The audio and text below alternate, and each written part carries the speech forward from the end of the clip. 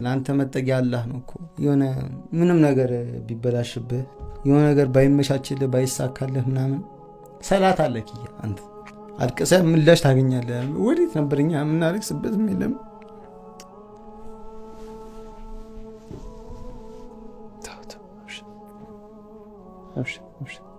አልሐምዱሊላህ አልፎ ገብቷል። የምታለቅስበትም አካል የለም። በቃ ፈጣሪ ብለህ ታለቅሳለህ። ምላሽ የለም። አልሐምዱሊላህ አልሐምዱሊላህ ብቻ አልሐምዱሊላህ። ዛሬ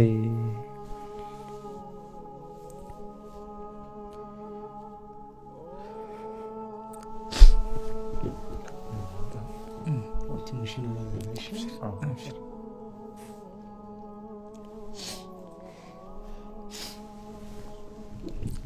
እንመለስ። አንተ ቢያንስ ወደ ሰላት ትመለሳለህ። አንተ ገብቶሃል። ቢያንስ ነገሮች ባይመቻቹልህ ምናምን ያን ህይወት አታቆም። የሆነ ሄደህ ምን ቦታ ላይ አትገኝም። እኛ ዛሬ ምን አገም ጠጣው ብጮ የሚሰማኝ የለም።